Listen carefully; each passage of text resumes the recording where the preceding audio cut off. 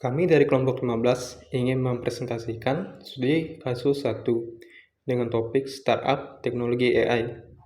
Nama bisnis yang kami angkat adalah Smart Tech Solution, sebuah perusahaan yang berfokus pada pengembangan dan implementasi teknologi kecerdasan buatan untuk membantu bisnis dan masyarakat bertransformasi ke arah yang lebih cerdas, efisien, dan berkelanjutan.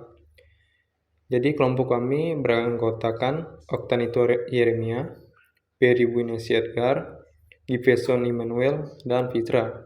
Jadi ada visi kami yaitu menjadi pemimpin global dalam inovasi teknologi, kecerdasan buatan yang dapat membantu bisnis dan masyarakat menuju masa depan yang lebih cerdas, efisien, dan berkelanjutan. Adapun misi kami yang pertama yaitu mengembangkan solusi AI yang dapat diakses oleh berbagai industri dengan fokus pada peningkatan produktivitas dan efisiensi. Yang kedua, memberikan layanan konsultasi dan implementasi AI yang didukung oleh riset dan pengembangan terkini. Yang ketiga, membangun ekosistem teknologi yang inklusif dan etis dengan memastikan bahwa setiap inovasi membawa manfaat sosial dan lingkungan. Oke, selanjutnya adalah bagaimana kita bisa menggunakan AI ini untuk mencapai tujuan kita. Di sini kita ada dua tujuan, yaitu yang pertama adalah bagaimana bisa kita mendeliver produk kita kepada pebisnis kecil lain, supaya ketika digunakan itu bisa membantu mereka dalam menjalankan bisnis mereka. Kemudian yang tujuan kedua adalah mengurangi biaya operasional dari perusahaan kita sendiri, Smart Tech.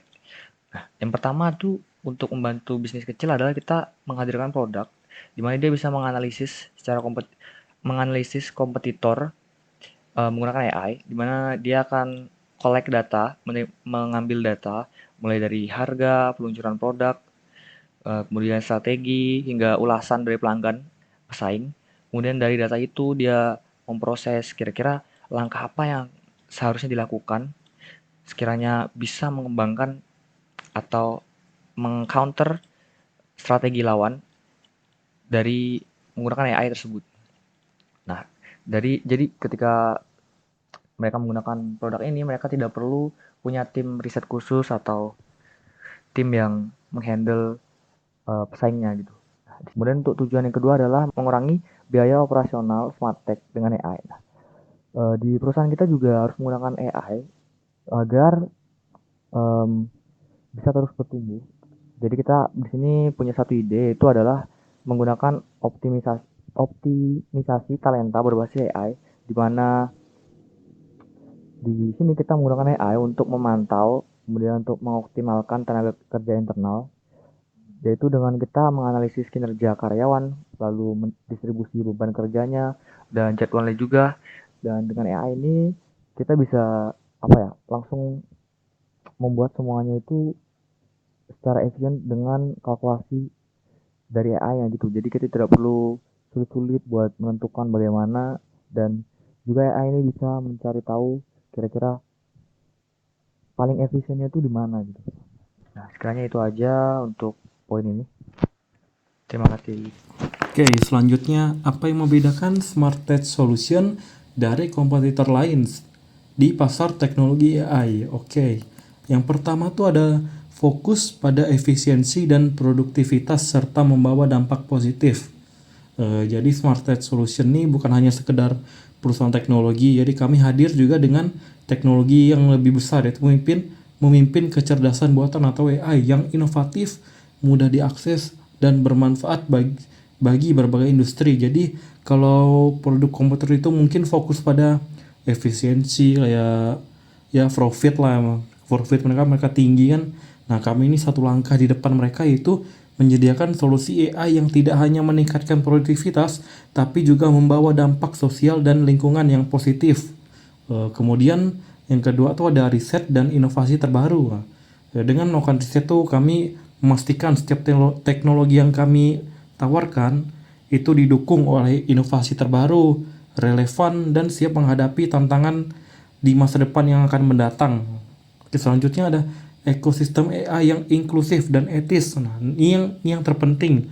Kami membangun ekosistem AI itu yang inklusif dan etis. Maksudnya tuh yang bisa digunakan gitu untuk semua orang gitu, untuk semua industri juga, serta memastikan setiap langkah menuju kemajuan teknologi itu bermanfaat luas bagi masyarakat. Jadi kalau kami bikin teknologi ini kayak yang positif lah gitu. Selanjutnya tuh di Smart Test tuh kami percayalah bahwa masa depan yang cerdas tuh adalah masa depan yang inklusif, etis, dan berkelanjutan. Oke, selanjutnya bagaimana strategi pemasaran berbasis digital seperti webinar dan blog dapat membantu memperkuat brand awareness di segmen pasar yang dituju.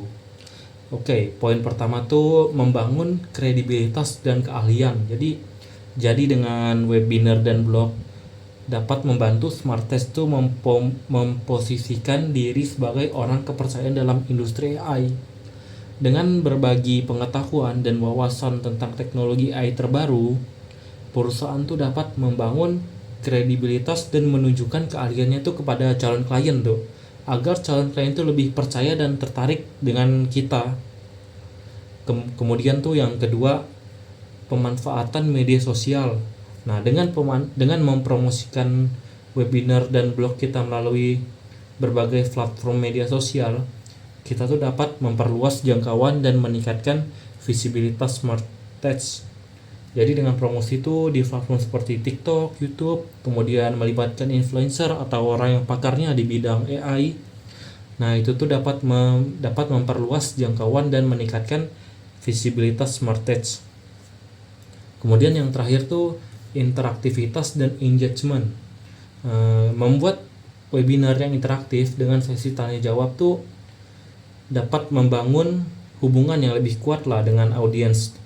Hal ini juga membantu Smart Test tuh memahami lah kebutuhan pasar secara lebih mendalam.